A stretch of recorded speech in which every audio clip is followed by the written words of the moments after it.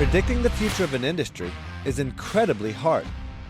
Forecasting change automatically creates skeptics and doubters. And broadcasting that message is terrifying, no matter how certain you may be. But nonetheless, we must cast ahead, trust our instincts, and drive our business towards the future. Sometimes we'll get it right and reap the rewards. Other times, we will be too early, too late, or just miss the mark altogether. But more often than not, when we put in the time and have a genuine enjoyment for what we do, we will know exactly where to cast our line. Chris Stone hosts several podcasts and founded Cast Ahead. Taking his decades of expertise and love for the music industry, Chris has created a brand and digital marketing team second to none. Whether it's post-production and editing, or guest interviews and hosting, Chris and his team are as entertaining as they are educating. From getting the gear to SEO, Cast Ahead is a one-stop shop for all your digital marketing needs. But more than that, Chris has been able to understand the ever-changing dynamics of the industry. Whether it was the birth of digital music, the rise of podcasting, or now the latest craze, Clubhouse, he has been ahead of the curve all along the way. And that has led to his lifestyle by design. Chris shares his insights, passion, and expertise on how to create your own podcasting powerhouse. Listen in as we hit the ground running in my recent conversation with Chris Stone. This episode is brought to you by Atlantic Custom Group. For all your home repair and improvement needs, Atlantic Custom Group specializes in the unique and inspiring. From custom libraries and millwork to tree houses and off-grid structures, Atlantic Custom Group can do it all. Renovate your kitchen, remodel your basement, or reinvent your entire home with Atlantic Custom Group. Call now for an appointment, 770-827-7591. Atlantic Custom Group is the official sponsor for the Extraordinary Podcast.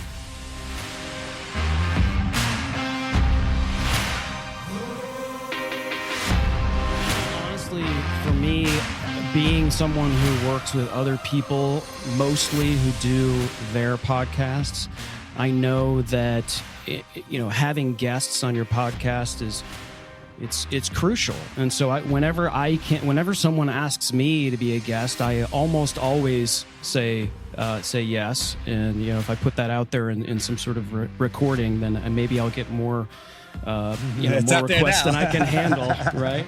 Yeah. But I think if I look at it as showing up and talking with someone interesting and being able to not really just talk about yourself, but to talk about concepts is one way to get your reps in. I always tell people, get your reps in, get your reps in, get your reps in. And of course, I've got my own podcasts that either I'm co-hosting or I do myself. And so that's one thing, but that's specifically for a particular lane and a particular vision or a particular mission. So Nate's Extraordinary Podcast is one thing, but if you were working with other people who were podcasting or had other podcasts, you would need to get your reps in as it relates to that specific podcast. So for me, I don't go into this thinking, oh, how can I sell my services more? There's a ton of people who do that. And I think if you're going on to some of these services that are podcast guest services, a lot of people are coming in because they're looking at being podcast guests because that's their marketing. It's a free marketing thing. Well, if I can just be a guest on this person's podcast or as many podcasts as I can, it's like a book tour. It's a virtual, way to sell your services. And I understand that fully, but I also feel like I have been pitched so many times by people that are doing that. And, we spoke earlier about showing up and giving as opposed to showing up and trying to get. It really just turns people the wrong way. And when you hear some of those people on other people's podcasts, you can just sense it. You can just tell that they're there to be whatever script that they put together, whatever, they're there, and their entire mission on that person's podcast is to drive people to my funnel or sell my book or, here's my course or all of that. And of course, I may have many of those things, but I want to help Nate in your podcast, because I work with a lot of podcasters and I know how difficult it is to get good guests. So I want to get good at being a guest. And good at being a good guest kind of thing, right? Exactly. And so there are some people that are terrible guests but are fantastic hosts. Mm-hmm. And vice versa. Mm-hmm. And I think there's something that you have to learn when you're in a number of people I work with are motivational speakers, or they're, someone that has courses, or they're trainers or anything like that. And so they've worked for years on being keynote speakers and selling and doing all of those things. But then when it's time for them to have their own podcast, they think they can just click on their mic and do the same thing, which is just like a Xerox copy of everything else that they've done. And that's not what it is. It's like your podcast needs to be something different than everything else you do, because why would anybody listen to it if you're doing that on other mediums everywhere else? Yeah. And so you can't just show up and turn on a microphone and expect people know who you are and will be able to listen to you just talking. You have to make it interesting. You have to develop your why. You have to develop your avatar and who you're talking to. And then you have to work on solving people's problems. And so a lot of these people say, well, I could just do a podcast and I'll just have a bunch of, it'll be an interview podcast and I'll bring all these people, all these contacts, all these great people I share the stage with. And I'll do this back and forth interview. And that doesn't work either, because they're not used to not talking. They're not used to listening as much. And that's, what you're doing right now is you're listening to me. And, if people are listening to me talk and they can't see Nate on my screen as we're doing this session, he's nodding. Not yet. He's on Squadcast. Yeah, right. It's coming though. It's coming. Squadcast. Right. It's coming. Yeah, 2.0. Sorry, I digress. No, it's true. Shout out to Squadcast. That'll be a game changer for sure. And I know StreamYard is also talking about separating audio tracks, and so that's the great thing, I think, or one of the great things about if I'm able to talk about a great thing in the midst of what's going on in the world in 2020, one of the great things is it's really ramped up tech for virtual stuff. We've been doing virtual stuff. I could talk about my history too, but I've been doing Zoom calls with my staff ever since 2004. And so, that and working remotely with people that report to me from all over the country, and I have to manage people virtually. I can't always be in New York. I can't always be in LA. I'm here in Atlanta. And so I had to create a virtual way to manage people and to be able to do that. Well, you've had all of these people, even though Zoom was available and there was other ways to do. And by the way, the phone, also a virtual device, people forget about. So you have to be good on the phone. Art of telephone communication. That's right. That's right. And so, I kind of had a head start in being virtual. I had to work with clients like Spotify and have them feel like, even though I wasn't in their backyard and I wasn't a subway trip, a couple stops down away from them, and I could show up in their conference room, I could do anything that they need me to do virtually, and then show up every 3 or 4 weeks in New York and do that. But there's so many people now, Nate, they still can't do the virtual thing. They just, and they're just waiting for things to go back to the quote unquote new normal. And they're just kidding themselves if they think that at a minimum, it's at least going to be considerably more of a hybrid where it's going to be virtual. Sure. And if you're not doing virtual in addition to whatever you may be doing, in person, you're really going to miss out. And the people that are taking advantage of the virtual stuff are the ones that are going to win.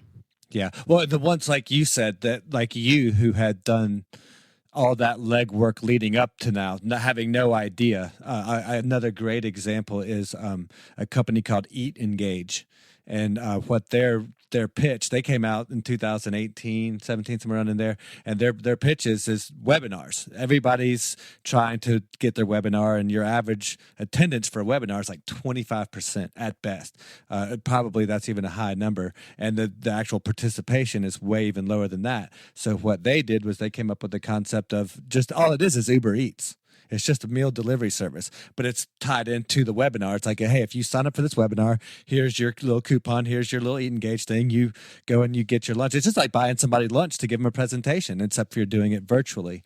And he was, kind of making his way over the last few years. But then, of course, when Corona hit, it just absolutely exploded. And what they found is, you went from a 25% enrollment to over 75% enrollment, and from 10% engagement to over 50% engagement. So it just completely changes the numbers. And, for a webinar, when you're trying to sell something, you're trying to pitch something, that's just huge difference in numbers. So, and obviously his company has exploded as a result, but being in the right place at the right time, having done the legwork and prepared, then you're able to take advantage.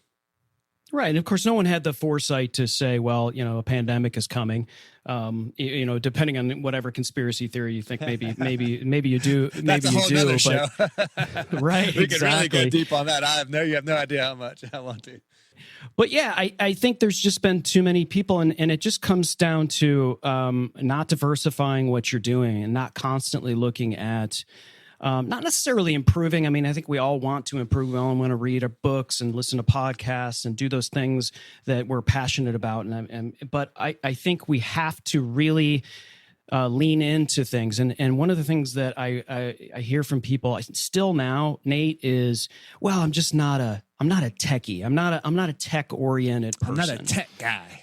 I hear that so many times. And it's like, oh, well, you're a tech guy, so I'm just, can you show me how to do I can, and even some people pay me to be the tech guy, right? And that's part of a business, a consultation thing. It's like, a lot of these people, they just want to be the star, they want to come out of the trailer and go into step into the microphone and do their podcast and then go back to their regular scheduled, programs. And that's fine. And if you want to pay for that service, you can absolutely pay for that service. But man, there's so much stuff out there on YouTube.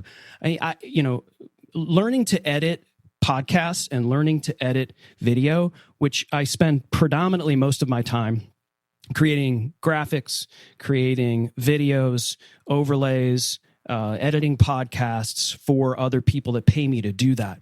I learned all of that myself. And I didn't go to, I went to school for the music business. I did not learn. I guess there was some classes that I took that sort of apply, but I learned everything but even the technology from, is so much different now. I mean, it's just like, it's a completely different world. Exactly. And so when you see something, instead of resting back and going, wow, that was really cool what Nate did with that video, instead of just saying that, go, how did Nate do that? What exactly is he doing? How do I find out how to do that? What's that called? Search, Google, like all of that stuff that was, is right here at our fingertips, and then learn how to do it. And if you're not passionate about it, I get it. But you just got to lean in a little bit. People don't want to be presentable or don't want to lean into being just a little bit more presentable virtually. It's how many times do we show up on a Zoom call, Nate, and people have their webcams with a thumbprint on it and it's pointed up through their nostrils and they don't have their sound together. When it's time to do a PowerPoint presentation, they don't know how to set this up or set that up, and they'll say, well, I'm not the tech person. Guys, it's not that hard. It really is not that hard to take some time and do that. And it's that important because, especially like you said, if you're in a situation where you're in a webinar and you're selling something and you haven't taken a couple of hours to get your act together from a tech perspective, your computer, and no one has to spend thousands of dollars and get a Shure SM7B microphone and a mirrorless camera that costs $1,000 you don't need to do that. You just have to get something that works for you, that you're comfortable with. And if you can just get it to where you're professional, then they listen to what you're saying, because they're not distracted by your audio. They're not distracted by your nose hairs. Mm-hmm. They're not distracted by your terrible lighting, which, is all of those things are inexpensive and easy to find YouTube videos that are very short and will get you on the right path. And it's crazy to me when I still see it today. Yeah. Well, and it's interesting that you bring that up, because it's the details matter. At the end of the day, whether it's technology, whether it's doing these virtual conferences, whether it's going and sweeping the floor or mopping the floor, the details and those little things matter, and they add up over time. And it's interesting that you brought that up, because I was interviewing Brian Bogert, and he's an amazing speaker. Has an incredible story. And I mean his whole world was motivational speaking before COVID hit, and he had to make that transition to virtual. And at least two of his biggest virtual speaking engagements he got because he had taken just a little bit of time and effort to clean up his background, to do the little things here and there, to make sure that the sound was just right. He didn't spend a lot of money. He did spend some money. He invested in it because that's how he makes his living. It was worth it to him. But just by doing those little things, it made the difference it was down between him and one other guy. And he got the gig because of a couple of those little minor details. And that's a $15,000 gig. That's serious business. And even if you don't have 15 grand on the line, if you only have a couple $100 on the line, you have to learn how to, if you're selling, if you're an entrepreneur like we are, or if you're in any business whatsoever, if you're a salesperson working for a company, you have to learn how to sell virtually. You have to understand that your client may not be comfortable you showing up. And if you are able to present something, and you don't need to buy a $4,000, Vibe board and all of that stuff, but get creative, because that creativity could separate you from your competition, and then you're getting that sale someone else isn't, who hasn't taken. Yeah, and it's cool. If you keep doing it, it evolves and it keeps getting better. You got that book behind you by Chris Kremetza, Start Ugly. It's like you just do a couple little things here, and then you continue to make a little improvement here. Like we were just talking before, I went from the Zoom H4 in to the H6, which is going to allow me to do a few more little things here and there. And I got a little bit better microphone, a little bit better webcam. And it's just as you keep progressing and keep learning and keep growing, because like you said, none of it's hard and none of it's super expensive. It just takes the time and the effort at the end of the day. Yeah, and that's why you did it the right way. It's a lot of people are like, oh man, I started my podcast and I bought a Rodecaster Pro and I bought a Shure SM7B. So you went and you bought like the hottest recording device there is, and the number one broadcast mic, and then they forget. Okay, well that mic is a gain hungry mic, so now I got to buy something called a cloud lifter, and then I've got to, and all of a sudden all of that stuff keeps them from actually doing what they should be doing. So the best thing you do is just get what mic works for you, what mic sounds best with your voice. Right now I'm talking to a mic that cost me $60. Yeah, me too. Can I afford a more expensive mic? Sure, but it works right now. I don't need Sounds that. great, I can invest somewhere. I can invest somewhere else, and it plugs right into my computer. I can use an interface. I can take it with me and around the house if I wanted to. Like, find the equipment that works for whatever you want to do. And if it's a YouTube channel, is your YouTube channel outside? Is your is it going to be in one place? You want to move around and have different sort of pattern interrupts and all kinds of stuff like that. So you have to find a mic that, maybe it's a lapel mic that you use, maybe it's a boom mic, and all of those things you just want to figure out, but it's for your show. You don't go, all right, I'm doing a podcast. What's the best podcast mic? Google, what is the best podcast mic? Okay, you're probably going to find it's a handful of 3 or 4 mics, all of which are $400. I mean, I don't know if even if I had the money, to buy that mic, I just don't. I wouldn't feel like it's not worth that much more to me to buy that particular thing. Well, I'm not an audiophile. I am particular about audio, and that's why I always did in-person interviews. But what I tell everybody, that aside, content is king. I mean, if we would spend half as much time, I'm just as guilty as anybody. If I would spend half as much time working on my content as I do about all this technology crap and all this other little wormholes I get into, I would be so much better served. If I could invest $400 in content creation as opposed to $400 in a mic, I mean, that would pay huge dividends. Yeah, it's true. It's like how much is your time worth? That's the other thing too. Is like, if you value your time, then I think you invest it more in learning how to do things just a little bit better. I know this is kind of an overused thing, and I don't consider it really a cliche, but it's like if you could just get 1% better at these things. So every day. I'd like to get 1% better at editing video. I want it. So I devote myself. I have a time block, every day. I have to vary it because my day is different. Every day is time blocked on improving my video editing. Nice. And then I know I need to have my website redone. So I have to devote that time. Most people, they don't, and they have there's different techniques. And I think everything changed when I read the book, The One Thing. And, I was super guilty of multitasking, and it was killing. Such a struggle for me. Oh, we fight. We probably both fight it every single day. I mean, I probably did it earlier today. But it's just like the only way that I know I can get away from multitasking is to develop one task. And so I can say, all right, this task, which I know I need to get better at, I need to get better at editing video because I'm getting more business on video editing. And so I'm like, okay, well, my business was supposed to be this, but now it's kind of shifting over. So I've got to get better at that. And if I don't get better at that, I have to look to outsource it to people who are better. And so that's where I'm at is like, okay, if I can get 1% better a day at video editing, that's a goal of mine. So that's, we talk about, it's 2021. Here's a goal. I set goals all the time, and not just because it's January and I want to drop 20 pounds.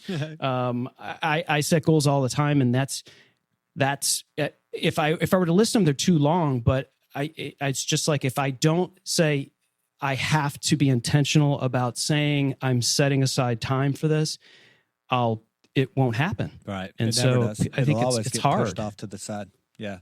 Like that's that other phrase or that other saying is keep the main thing the main thing. And when you can keep that as your top priority, then it allows you to stay focused on that. Well, so let's talk about Chris Stone, the guy, a little bit in your background, because like we're getting into all this technical stuff. I'm like, well, how does this guy know all this? So like, and you could correct me. I'm going to make some assumptions along the way from what just I perceive to know of you from all of our interactions in the past. So okay, if I get off base, then feel free to correct me. But so like you come from like that radio background, right? Like you've been in like the industry, if you will. Like I consider you like an industry guy a little bit. Would that be a fair assessment?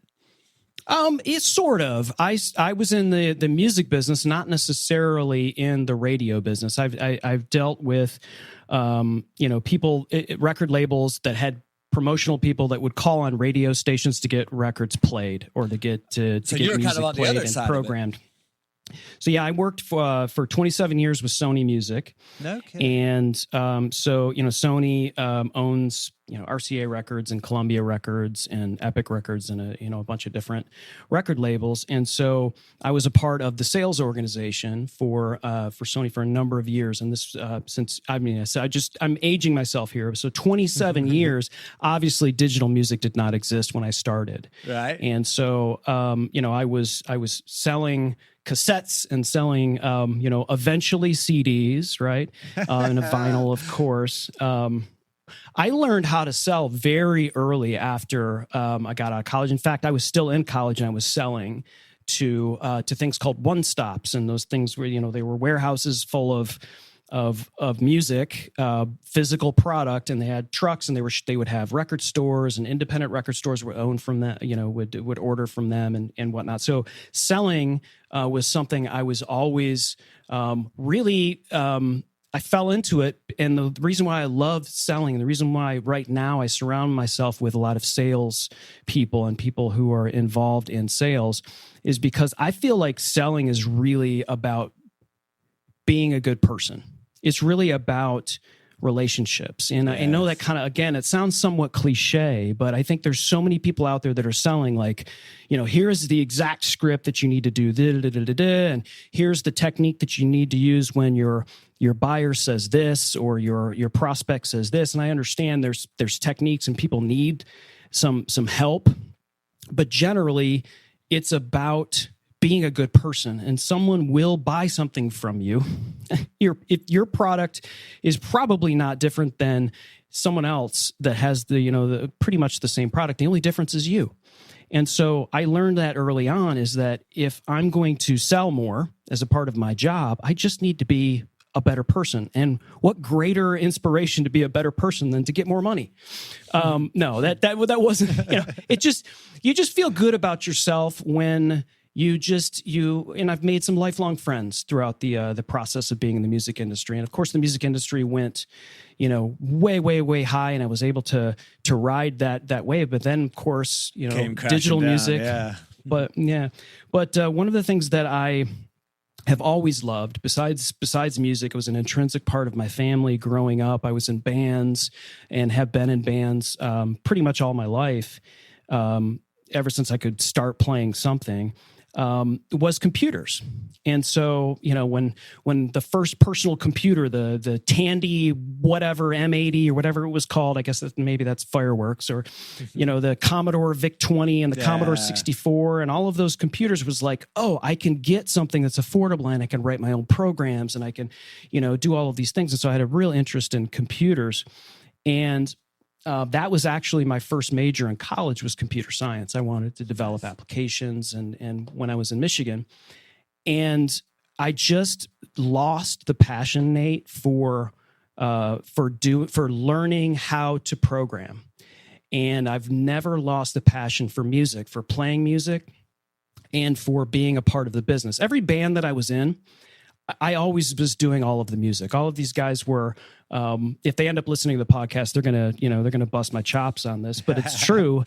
I always ended up doing the business aspect of the band. I was booking the gigs, I was printing the flyers, I was promoting the shows, I was doing all of that stuff, partially because no one else really wanted to do it, but also because I loved doing it. I really did, because it was also sales. Yeah. It was also me having a conversation with a promoter, a club owner, all of those things that like I knew how to do and I loved to do. And so I was really into computers and music. And so when the music industry started going south and digital music was ramping up, I was the one that was in my branch manager's office with my big, huge, clunky laptop and my hard drive with Napster on it. And this was like pre-Metallica, where they were dogging Napster. Yeah. It was still sort of like a seedy underbelly. People were just, not really talking about it, but I knew it was rampant. I knew the college campuses were just, and they were trading hard drives, and they were doing all kinds of stuff for music. Yeah. And I showed him this, and I was like saying, this is what's happening right now. We have to lean into this. This is not something we can just think. It's not going away. Yeah. And I remember he was more angry at me for installing the software on a company-owned computer than this thing happening, and thinking that, well, it was just always shows you how lost they were. Absolutely. And of course, it's a big Titanic of a ship. It's really hard to change. Everything was just centered around this compact disc. And so it was like, you're using this for, a company, but no one wants this, an MP3 file, which is like 1/30, a fraction of the sound quality. And everybody wants to look at the liner notes. And I was like, college camp, they don't care. They just want the songs. They're downloading all of these songs.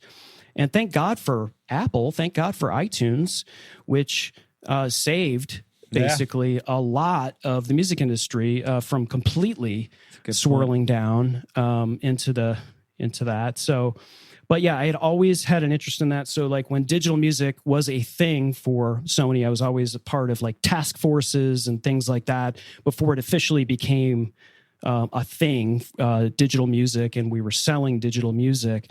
I then saw the forest for the trees, or whatever the phrase is, and moved over to mobile and managed the mobile business for Sony. Smart. So well, at the time, I thought it was smart, but I jumped off one sinking ship onto another one that sank because mobile was the only way you could get or purchase music really on a phone at the time, was because smartphone penetration was not really where it was or became. And so people were paying $2.49, Nate, for a ringtone. So you get a 30-second version of a song for $2.49, and it was massive. So I negotiated my way of staying here in Atlanta because my family's based here in Atlanta. And, you know, I wanted to be a dad. I wanted to be a husband. My kids were younger at the time. And I negotiated my way to say, look, AT&T is here in Atlanta. I can, you know, manage the relationship with Sony and AT&T and, you know, have another role here with the mobile team. And that worked for a while until obviously mobile business went south. And so I started working my way into the streaming business. And so developed a relationship with Spotify and began to manage that relationship. And at that point, it was like, you know, we were closing our branch here in Atlanta where we had people that were calling on radio stations and physical locations. And it just, the bottom had completely fallen out of the physical business. But I was the lone ranger here in Atlanta for Sony, still not really willing to move my family to New York, even though they wanted me to. So I knew at some point I would have to move to New York or have to make the decision to remain here and not with Sony. So I took the second option, which I don't regret for a second, because, you know, my family, they don't care if I work for Sony or if I pick up garbage, you know. No, you know, no disrespect to my garbage people. That's respectful work. As long as it's they not don't care New what I York. do. They don't care if I sell shoes. Keep me in the South, music. please. Exactly. As long as I'm dad. Yes. As long as I'm there for the soccer games and the plays and the you know, the family events that I don't miss, and I'll never regret that, and I'll never be laying on my deathbed saying, "Boy, I really wish I had worked more. I really wish I had moved to New York and gotten a executive level VP, that speaks whatever." to the theme of this show and that lifestyle design and how it's not. I mean, we all want to be successful, but it's all about crafting that ideal life and crafting that lifestyle that aligns with our values and what's important to us. And spending my 80 hours a day in a high rise in Manhattan has virtually no appeal to me whatsoever. I would much rather be at a baseball game getting dirty and cleaning up ice cream and whatever other mess is out there that I got to deal with. That's my world, and that's how I wouldn't want it to be any other way. So let's talk about making that transition for you, how you started once you saw the kind of writing on the wall and all this is happening. At what point do you go out there on your own and really kind of stick your neck out there as like an independent and take that leap of faith? Because to me, that's the scariest part of all of this, is when you're really when you kind of take that leap and you kind of put yourself out there.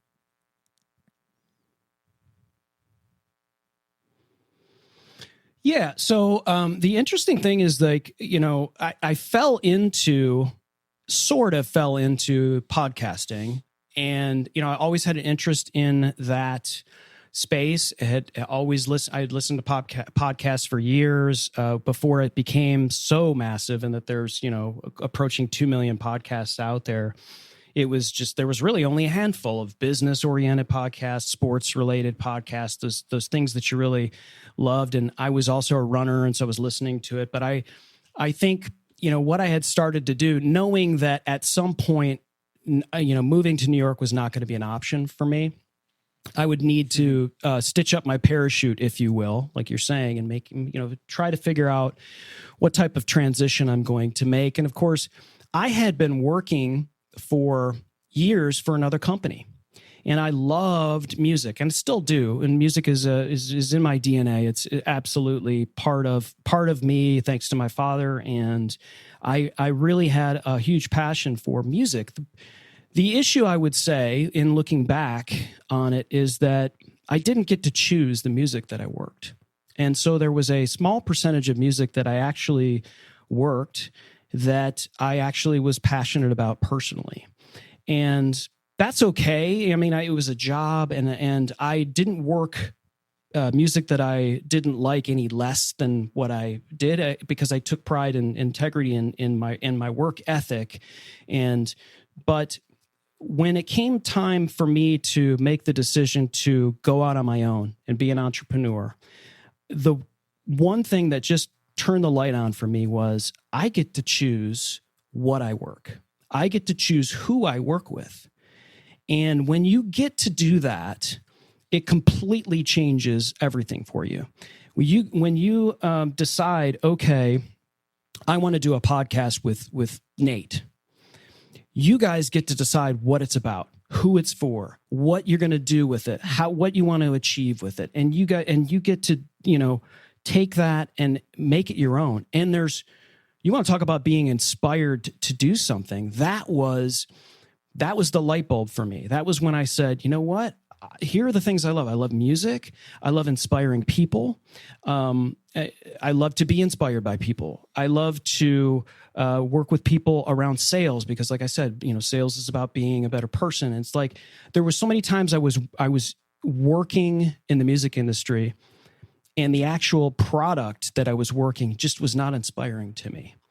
And there's just something about getting to the end of a podcast that you've edited and like feeling really good about it. Like I just spent 3 hours editing this thing and I feel awesome. I got to do that. I got to be a part of that person's journey and what they're doing, what they can accomplish. You get to live a little vicariously through them, but you also get to feel good about being a part of the process of going through that edit. You're subconsciously consuming all the content as well, so you're kind of like you're getting paid to personal develop a little bit there. Unless the podcast sucks, and then it's a different story. Yeah, absolutely. And that's the thing is Nate. I've been on consultation calls or whatever with people, and a lot I do more disqualifying than qualifying. I mean, I have people ready to give me money to do, whether it's a video for them, a live show for 6 months or a year or whatever. They're ready to do it.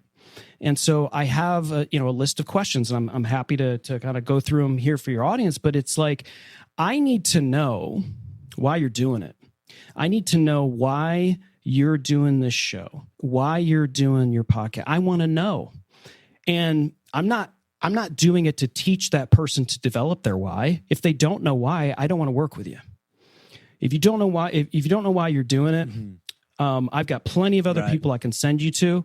They're happy to take your money.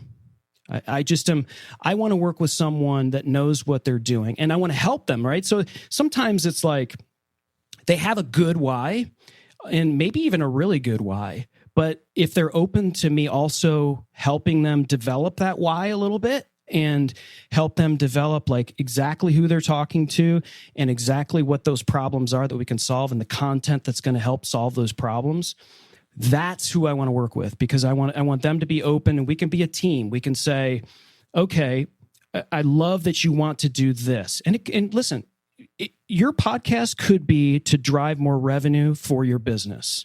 That's fine. That's totally fine. At least you know why you're doing it. You know how many times I talk to somebody and they go, I'll say, so tell me why you're doing a podcast. Here are the top 2 answers I get that I disqualified. Number 1, I have to have a podcast because all of these other businesses do. So we need one for our business. We just need a podcast. We don't have one, so we need a podcast. Not a reason why, right? I mean, that's just like keeping up with the Joneses. Yeah, you need a podcast. Yeah. And then the second one is, well, I heard somebody else tell me that I would be good at that I would have a good podcast. That's the second one. I love that one. I've heard that one a few times myself. I always get tickled by that one. And the whole reason why is because if that's why, your content is not going to be great. It just isn't, because you don't know who you're talking to. You don't know what you want to achieve. And so your content's just going to be, it can't just be a Xerox copy of everything else you're doing. It goes back to what you were saying with sales. It goes back to the whole relationship thing. You're trying to establish a relationship with somebody. I don't want to be editing somebody who's not good, whose podcast is going to be around in 3 months from now, or who's going to be hit or miss, or who's not taking it serious, or anything else like that. It's like, why do I want to waste my time with that? Because, like you said, your time is valuable, and I love that you go through that disqualification process. And what I like to tell when other podcasters come to me, or when I've had the opportunity to be on some other shows, it's like, what is episode 100 going to be about? Because everybody's got their top 10. Everybody's got those first 10 episodes all figured out. Oh, I got this great idea that's going to be awesome, and it's going to be this amazing podcast for those first 10 episodes. And a lot of times, it legitimately is. But what about episode 100? 10 episodes, that's 10 weeks. If you're once a week, that's not even getting you through a quarter. What are you going to do for the year? What is episode? Right. What are you going to do 2 years down the road? What does that look like? So, and people who know that's great are the podcasts that tend to stick around, and they've got some substance to them. Yeah, that's great. I might use that, man. Oh, please, if you haven't copyrighted it, because with the mindset of someone that gets asked that question, if they get excited about answering. They may not even have the answer, but if they're excited about answering it, that may be enough, because that says, I want to do this for 100 episodes. If they don't have an answer, and they're like, they look like their eyes just got big as saucers or deer in the headlights, then that just tells you, wow, 100 episodes. Yeah. Wait a minute.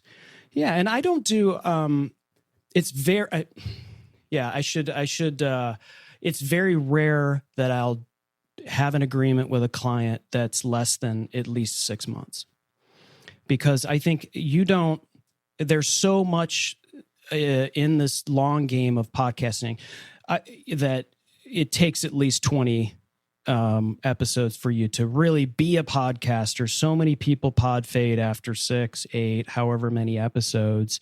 And I also tell people, like, it's absolutely okay if you start a podcast and then after 8 episodes, you're really struggling to develop anything for your podcast, struggling, going, God, I don't have the time. I'm not doing it. Okay, stop it right now. I have don't keep doing it just to do it. Yeah. Because as soon as you're not enjoying it, it's going to come through. That's what I've heard that time and time again. The second that you're not passionate about it, it's going to resonate through that microphone into your audience, and you'll lose them. 100%. 100%. So I would love to get, again, kind of like as an industry insider kind of guy, I would love to get your take on a couple of different aspects of the podcasting and the music business, and because I have some other friends that are musicians as well. So we'll start with the music side, but I definitely want to circle back around to the podcasting aspect. Obviously, you've seen music completely change. We've talked about this at length, from going to a digital format and everything else like that in the music industry, and the way that we consume it. All this stuff is changing.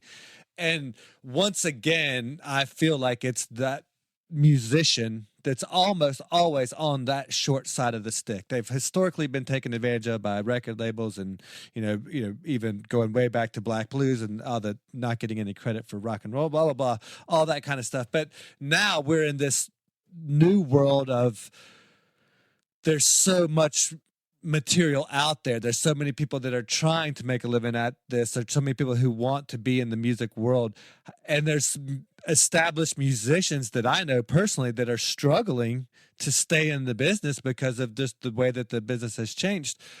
What do you think the future of this looks like? How do legitimate artists and musicians that are super talented and have these great skills and abilities and whatnot, how are they going to make a living in the future from now? Like, what does it look like? What does this landscape look like? I wish I had the golden answer for you. I can certainly talk about my predictions and my beliefs and what I hope. Because I'm passionate about music, and because I really strongly believe that music is an art form, and no matter how much it's devalued with however it's distributed, or however it's put, or however anyone is associated with whatever that piece of content is, it's an art. It's an art form. And I truly believe there are fantastic, amazing, talented geniuses that exist right now in making this content, and they need help. They need help. And I think what's changing, and what has changed, and what the whole digital thing has helped do is a lot of people used to think, especially when I was in bands and we were doing our little tours, and we were sending our demos to record labels and A&R people, and Joe Blow is here from Atlantic Records or whatever, and all of that stuff, thinking that so and so is going to show up backstage and you're going to sign your record deal right there backstage and shake hands and smoke cigars and all of that crap. It's I think those that have leaned into technology and are using things like TikTok and using things like Instagram creatively, and trying to figure out how to do live streams creatively and get exposed. It's beautiful in that all of those tools are available to everyone. So like we talked about with podcasting, for musicians, there's fantastic tools available to lean into, and you don't have to get a sign from a record label officially. You can put out whatever. There's no rules. You can put out whatever you want to do. If you want to put out 120 songs one day, and they're all 42 seconds long, or it doesn't matter. You can do anything you want to do. You don't have a record label that says, no, we're going to record with this producer, and we're going to spend all of this money on you, and then, oh, by the way, you got to pay us back with the your records that are sold, with recoupable, and we're also getting a piece of all your merchandising and everything else. And so I think people have started to realize, okay, I can create this piece of art. I can spend $50 or whatever it costs to put it up on CD Baby, DistroKid, bunch of independent, TuneCore, whatever, and put out my art form and be up on Spotify, be up on Apple Music, be up everywhere it needs to be. Even make your own CDs and plug it in here and there. But the devaluation of that product and the amount of money you get from streaming versus with the way it used to be. I think that's the big difficulty for a lot of musicians who have been around for maybe 10 plus years, is that they're used to getting the download money from Apple, and or selling more CDs, a physical product, and not having to give up all of these other percentages to record labels. So they knew the way it was, and they had all this money from that. But then the bottom fell out, because now they're only getting 0.0004 cents per stream from certain partners.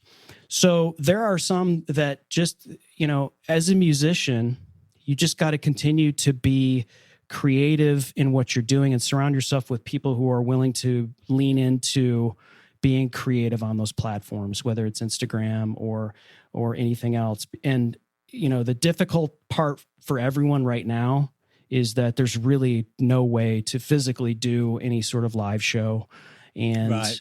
That's the such real a big bummer. Aspect of the musicians that I know is like and thankfully us here in Georgia, we've been able to get back to live shows, and not necessarily big venues and big concerts, but at least live music is taking place and has been in our state for a while. So I'm grateful for that. But it doesn't. But even like with the bigger concert venues, and now and I'm getting this all secondhand from other musicians, so feel free to correct me if I'm wrong, but a lot of these venues are being bought up by the record companies as well, and being so that they're kind of being conglomerated and then dictated, like, okay, how much your merchandise can sell, how much food and beverage, and all these different aspects of it that are, again, making it harder and harder and harder for an established musician to find success, or at least financially. Yeah, and I don't want to, I don't at all want to discount what a record label does for an artist. I believe that they do absolutely provide a viable service for certain artists. And if you get to a certain level, you're not going to be able to do everything that you need to do around your career. But I think gone are the days of you're a brand new artist, you're getting signed with a major record label, and that's just going to catapult you into into not necessarily superstardom, but you're going to be catapulted into all kinds of awareness. It's very difficult to even market your own self as a music artist within a record label. So like people, artists that get signed by a record label, they've got people on their behalf, whether it's product managers, A&R, whatever, that are trying to negotiate for you on your behalf within the record label so that record label can, get you on a TV show or, book you on a particular tour or whatever. And there's a prioritization that's going on, especially at a major record label. And if you're an artist, it's completely out of your hands. And so that's, some artists are just like, screw that. I want complete control over that. And if you become successful, then you have that leverage when you are in a conversation with a record label, because you have something established. So let's talk about the streaming, and like you have an existing relationship with Spotify, correct? Well, I know people at Spotify. Certainly, I know enough to be dangerous in terms of their platform because I've worked with people there. But in the business that I'm in right now, I do not like. You're not dealing with them directly. I worked with them. No, because what I was doing at Sony was working on behalf of Sony's artists. So if we were putting together a marketing plan for the new, whatever record that was coming out on one of our record labels, we would work with them months in advance to develop a plan. Gotcha. So that when that record or singles were released on Spotify, that it was positioned and that there was some sort of promotional thing going on in relation to the partner.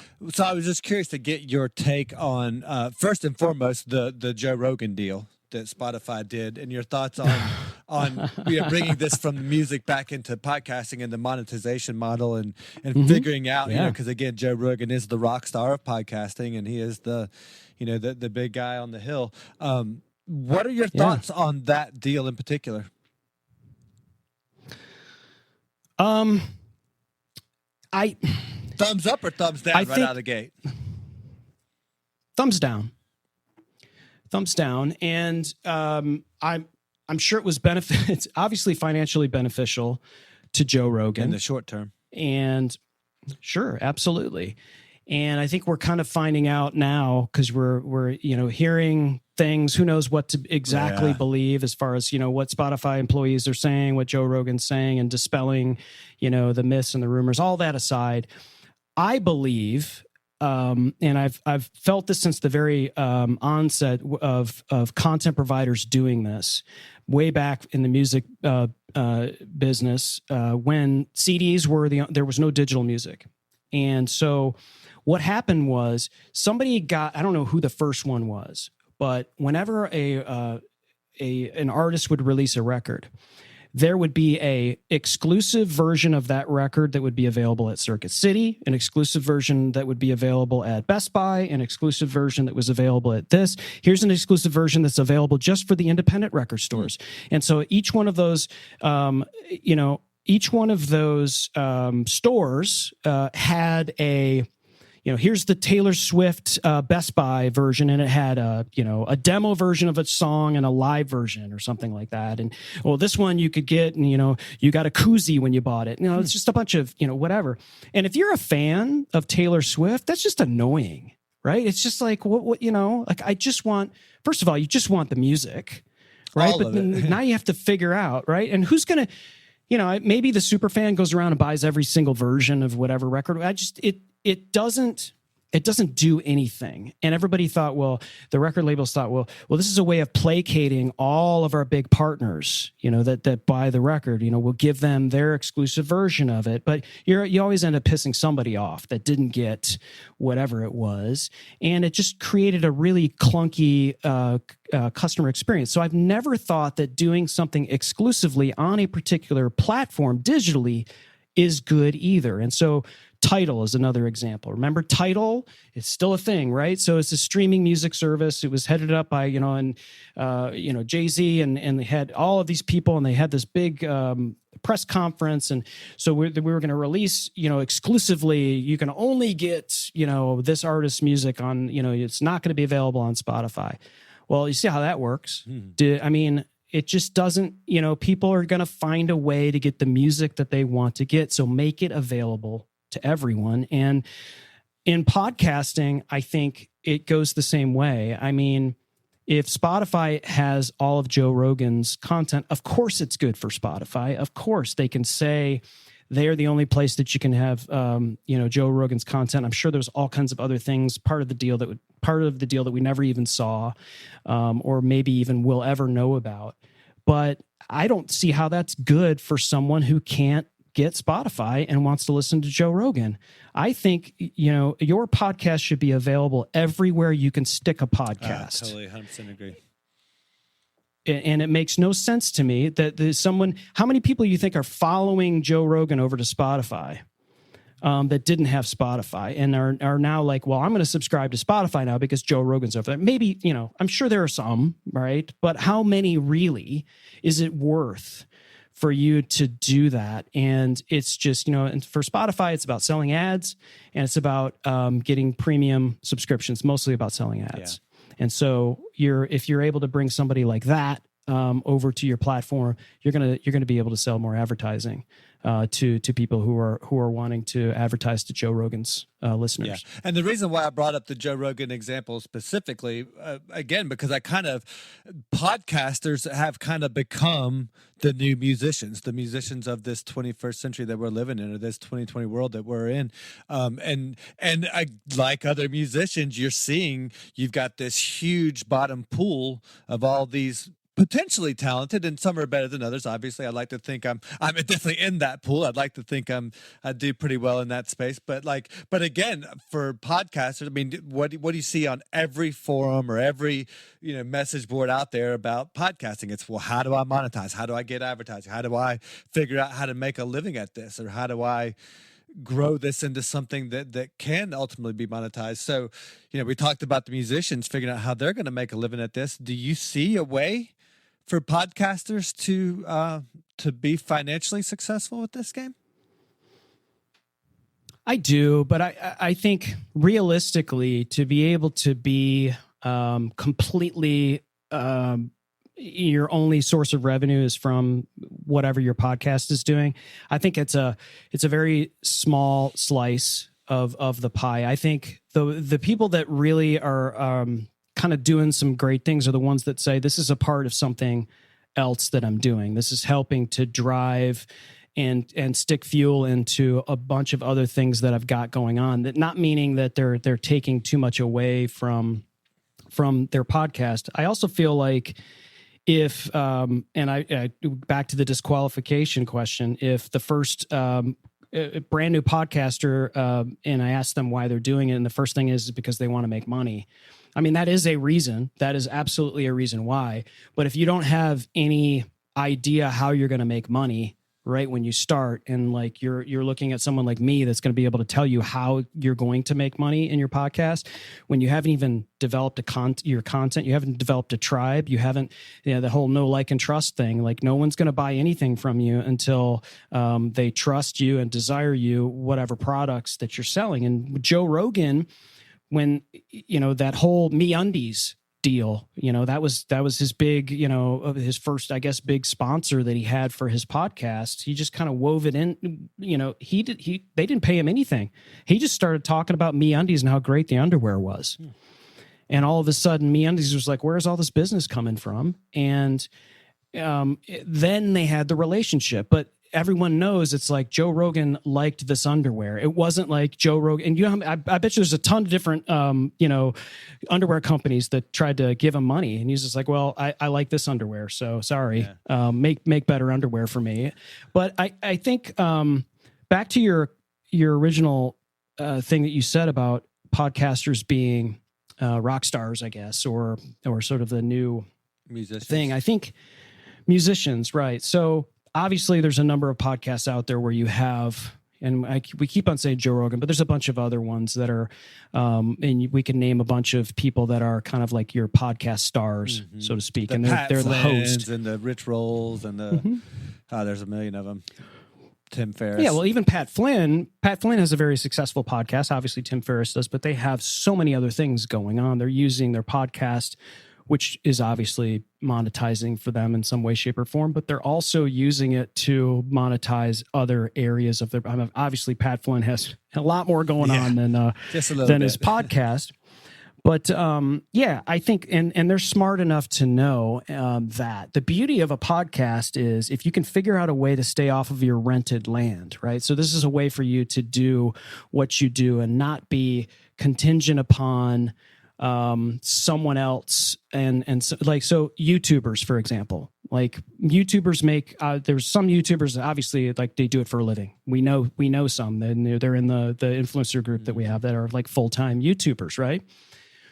What happens if YouTube goes away or decides they want to change their monetization strategy or anything? You have no control over it. And just because you're monetized and you may have 100,000 or 200,000 subscribers and you're making whatever you make a year from YouTube, you're on their land and you have no say over any of that. So I think utilizing what you can do out of a podcast is important in making money and using it for what you can do, but make sure that whatever you do, you're doing what you do on your own platform, like your website. You own that, you have that. I mean, obviously you pay for the host, but it's yours though. I mean, at the end of the day, it's exactly. your content. It's your hosting place to send people to. And that's, I guess, we've talked about Spotify and we've talked about some of these other ones. Well, Anchor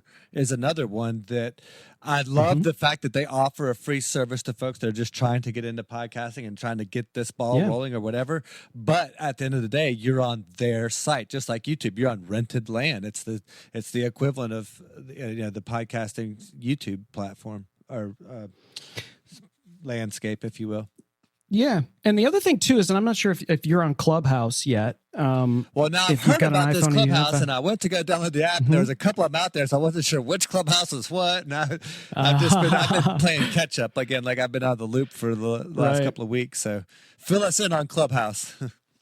Yeah. So one of the early sort of takes from me on Clubhouse that I've noticed, because a lot of people are on this thing, and anyone listening or you or whatever basically it's audio only, and you go in, you create a profile, and the only way you're limited to characters and emojis, and you can put two of your you could put a Twitter feed in there and your Instagram. That's it.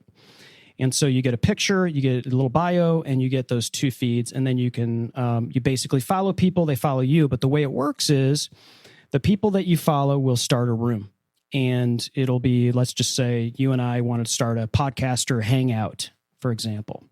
And so you and I would join this room and make it open to anyone else that wanted to join. And if you and I had 50 or so friends that we followed, they would get a notification. Nate and Chris started a podcaster hangout in this room. Then people start joining. So you and I are talking audio only, and at any point in time, we can invite anyone on stage, on the virtual stage, to talk with us. And they can raise their hands. So a lot of some big name people are doing like Ask Me Anythings.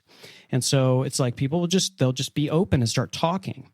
And what I've noticed about it is, a lot of people, especially in podcaster hangouts on Clubhouse, they're always trying to figure out like, how is this going to apply to my podcast? How can I use Clubhouse with my podcast? How can I, they're always doing that. And I always say to them, don't. Like use Clubhouse for Clubhouse. If you want to talk about podcasting, that's cool. But and it sort of goes back to what you and I were talking about earlier. Show up to give, and then you'll probably get something. And if nothing else, you'll feel better about yourself if you've given something to someone else, and that's okay. And so I started doing that, and then I would jump in, and I would check back later, and I would see I would have like 20 people follow me on Twitter. I'm like, whoa, okay. That's interesting. And I look and I see, and I'm starting to connect with these people. And I got a few phone calls, and all of a sudden I was like, well, this is like turning into, I don't want to say like, leads or prospects. I mean, maybe. I mean, these are conversations. It's more of a networking. Some kind of something, though. I mean, there's a buzz going on. That's really cool. Yeah. Well, what I noticed in the difference between that and podcasting is like we talked about the stars, the podcasters that are the stars, right? And there are, the faces on the cover. Here's Dave Ramsey, here's Tim Ferriss, here's Pat Flynn. Like these are the stars. This is their, their album cover, so to speak. Right. Man, in Clubhouse, it's not that way at all. Even if you are someone of significance, you show up and you're moderating. You're not. So you pull people up, and you're basically just kind of, and you can even hand off moderation keys. Like I can say, Nate, I got to go. If you just kind of keep this thing going. So it's just a real good sort of like sharing of information. And the other thing I found out is people just love to hear themselves talk. So there's a lot of that going on. But like any good podcaster, right? Exactly. We're all good at that. But yeah, it's interesting. I think, and it's right now it's super hot, and there's a lot of activity of buzz going on about it. I've heard quite a bit about it. I've been meaning to jump in. I just, like I said, I haven't taken the time yet, but I will today now that we talked about it. Yeah, all right, man. I'll follow you as soon as you join. Well, like Awesome. I said, I tried to join earlier, but there were two different versions. Which is the right icon? What does the little emoji look like for the one that it's supposed to be? It looks like a guy that's looking down. Here, I'll show it. It's like this guy. I don't know if you can see it.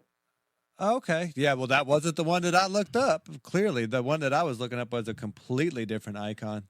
Yeah, my vision's bad, but he's kind of like looking down, and then yeah. So, do you have an invite? Maybe because you have to be invited. So. Oh, maybe that's why. No, I don't have an invite. You want to so here, okay. Invite?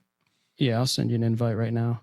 Live on the podcast, we're sending it. I'm sending you an invite. We didn't even know we were going to go down this roll. So I guess maybe you can edit out, but I will need your. I got to set you up as a contact, and we'll do this after the podcast. But give me your phone number for your iPhone. Oh, I don't have an iPhone. Does that matter? Yeah, it does. Oh, I'm not on iPhone. So, yeah, it's a non-starter. Yeah, it's iPhone only right now. That's why it's only on iPhone. All right, well, there you go. Bummer. I guess I'm going to have to upgrade to iPhone. Well, they'll have it on. I'm sure they'll get it on the other platform. Yeah, it's coming to Android. Yeah. Anyway, so tell everybody, we've talked about all these different platforms and all these different services, and gosh, there's so much to keep up with and all of that.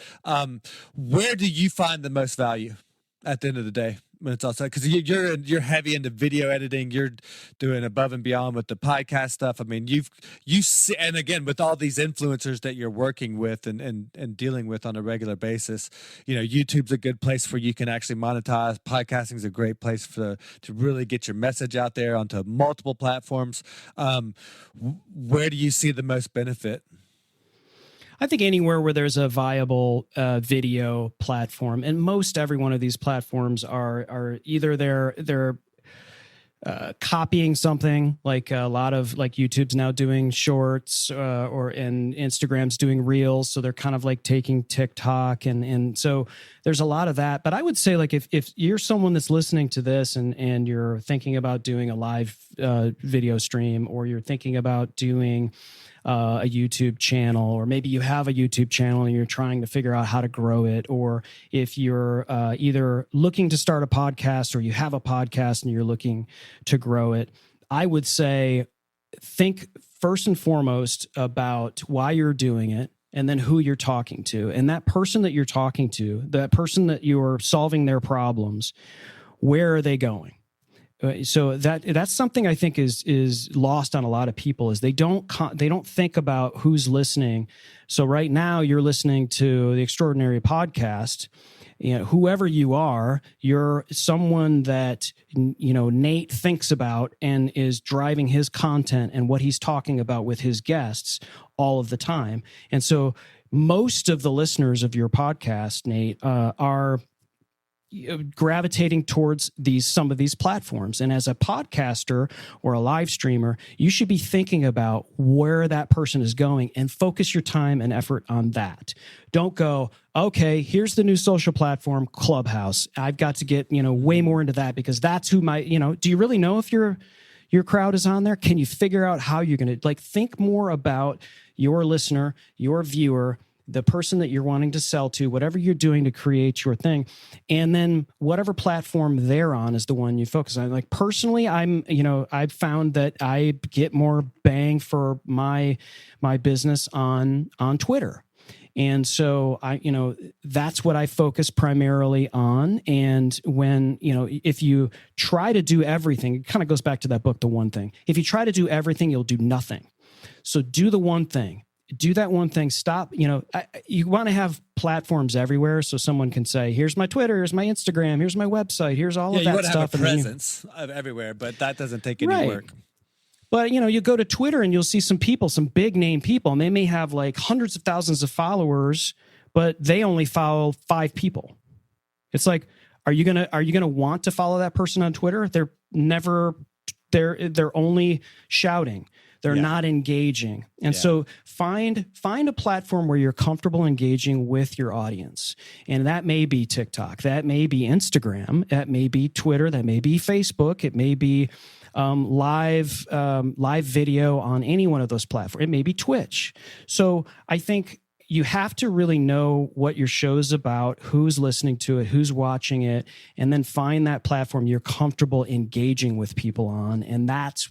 And I know I didn't give you like one answer, Nate, but I think that's a great answer. That's brilliant. That you couldn't answer it better. Actually, that was exactly what I wanted to hear because it's so true. Like for me, I've got a presence on all of those platforms, and I have really struggled to identify which platform is the most effective for me. And I am beginning to figure some of that out now, but it's a constant struggle for me. And I think that can also change over time as well. Like, what is a good platform for you now may change and evolve over, the next year or two. And because it's all constantly evolving and changing. So we've talked about all these different platforms in space, but we haven't taken any time to talk about your actual platforms in space where people can find you. So let's talk about your podcast and where folks can find you on social media landscape and all that good stuff. Yeah, I think castahead.net is my website, which is currently in the process of being changed. So, nice. Maybe by the time someone clicks on this, I'll have changed all the all the curtains in the windows, so to speak. But in any event, one of the coolest logos around for what it's worth. I love that logo, by the way. Thanks, man. That's my dog Dexter. He's an Akita, and we put headphones on him. I just needed needed an icon and something that represented me, and so someone could just it's all part of the branding thing. It's like, you come up with a name and what's really in a name. I think a lot of people will maybe resonate with a logo, but I'm open to connecting with anyone on LinkedIn. It's Chris Stone. And I have a link in my Instagram and my Twitter. It's a tap link, which, you can see all of the platforms that I'm on. Like we said earlier, I'm on all of the platforms. The ones I spend the most time on, I probably put near the top. I have a podcast called Make Headway, which is basically working with people to kind of clear their mind junk and starting a podcast, which you can kind of, we talked a little bit here on this podcast, Nate, about not worrying about the microphone and some of this, trying to simplify and make some things a little easier for people when they're developing, like I said earlier, the why, who you're talking to, the what, and then once that content starts rolling, then you could start thinking about naming your podcast, right? Some people want to name their podcast first and foremost. They want to name it like their business name. It's like, well, what is your podcast first? Because by the time you get through all of that, right? Exactly. The name might not be the same anymore at that point. Right. Or someone may have stolen, already taken that name. What are you going to do then? Right. Yeah. And so all of that stuff, I talk about that and try to simplify things, whether it's cover art or any of that kind of stuff on that podcast. I also do a live show on Amazon with my partner Jim Fuse, and it's called Dealcasters Live. And we go live a couple times a week, and we interview. We should have you on there, Nate. We interview people that, because I know you listen to a lot of, you have a whole list of books and things on your website. That I got, yeah. all that kind of stuff. It would be great to have you on. But yeah, we interview people, influencers, thought leaders in the space, and they talk about their tools of the trade. And we do interviews kind of like what we're doing here, except it's live on Amazon. Basically in the mall. And so, yeah, it is a trip.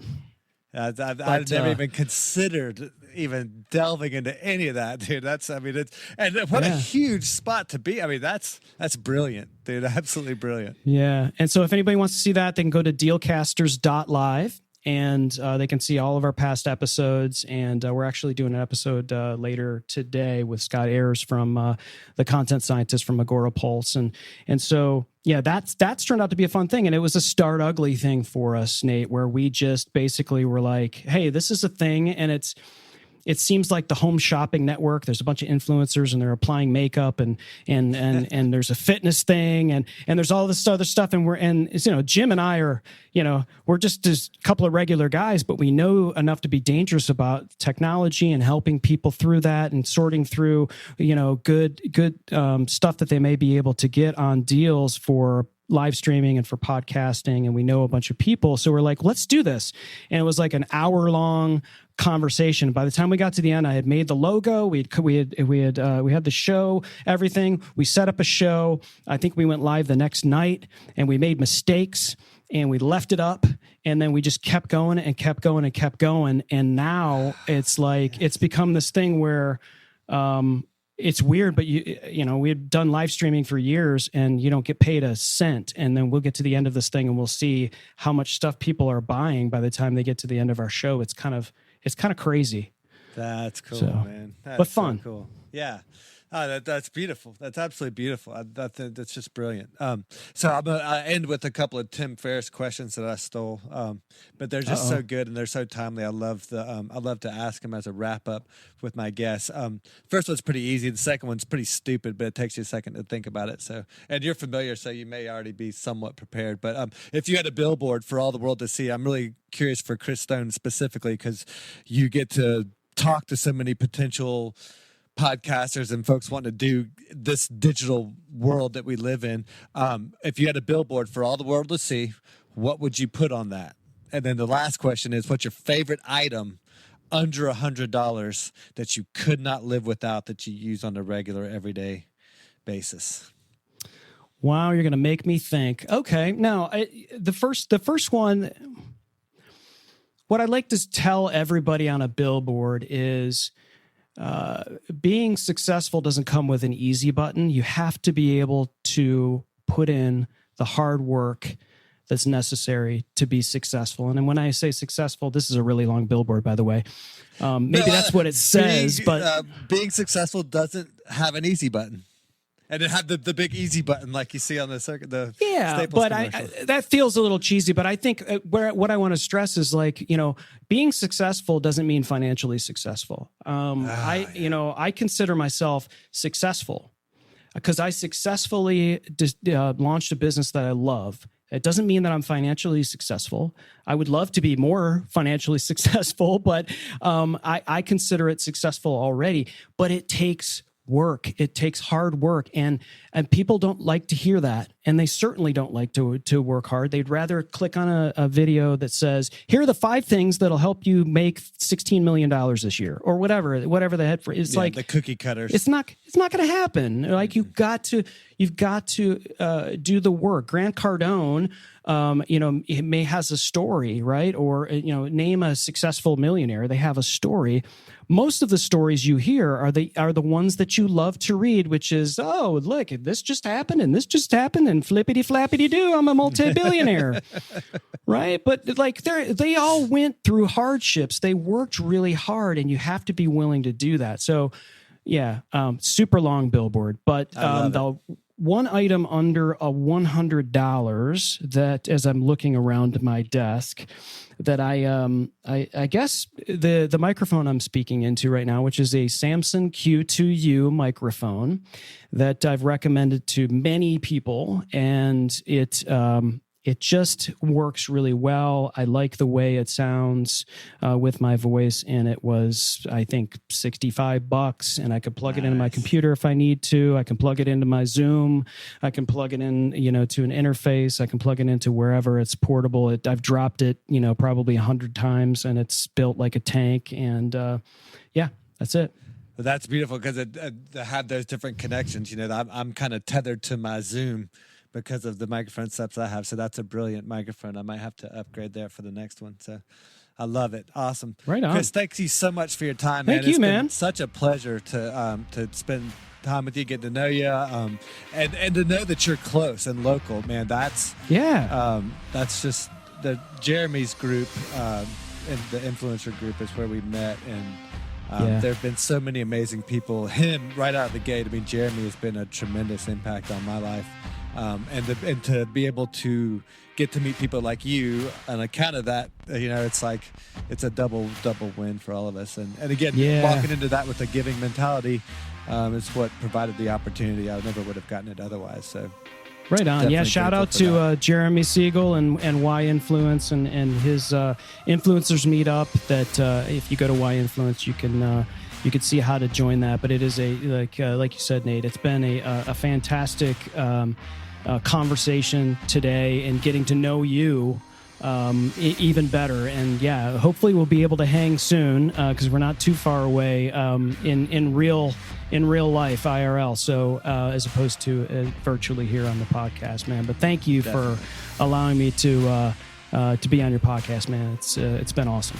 Yeah, thank you. And for what it's worth, I mean, we just barely skimmed the surface. I say this repetitively with a lot of my guests, but start planning on that part too, because we got a whole lot more to cover for the next one. So, but thanks for your time, and thanks for all that you're doing out there.